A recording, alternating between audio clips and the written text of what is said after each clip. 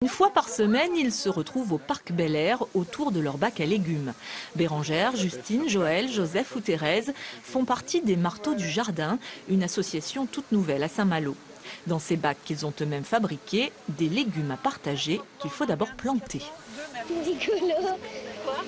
Parce qu'en fait, j'en avais jamais planté et c'est la première fois que je plante des choux. Et tu trouves ça bien? Oui. Des légumes qui ne sont pas réservés aux seuls membres de l'association, ils sont en libre service. Chacun peut venir cueillir une tomate ou une courgette gratuitement selon son envie ou ses besoins.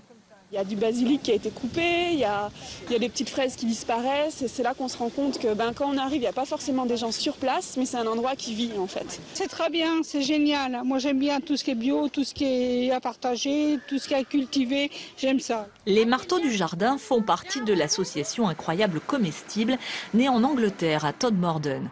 En 2008, les habitants de cette petite ville touchée par la crise ont décidé de planter des légumes dans les espaces publics pour aider les plus démunis.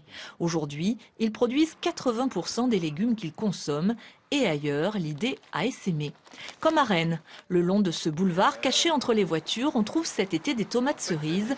Plus de 200 pieds ont été plantés par ce particulier. On en prend quelques-unes, des tomates bien mûres. On peut les distribuer à ceux qui veulent. L'objectif, c'était que ce soit visible du plus grand nombre pour promouvoir cette action. C'est vrai que ce n'est pas forcément les endroits les plus propices à ça. Du coup, l'initiative en laisse quand même quelques-uns sceptiques. Moi, je ne mangerai pas ça, voilà, c'est tout. Les voitures qui passent, les gaz d'échappement, enfin, c'est le b.a.-ba. Faites des analyses, à mon avis, il y a du gaz carbonique, ou alors j'y connais rien.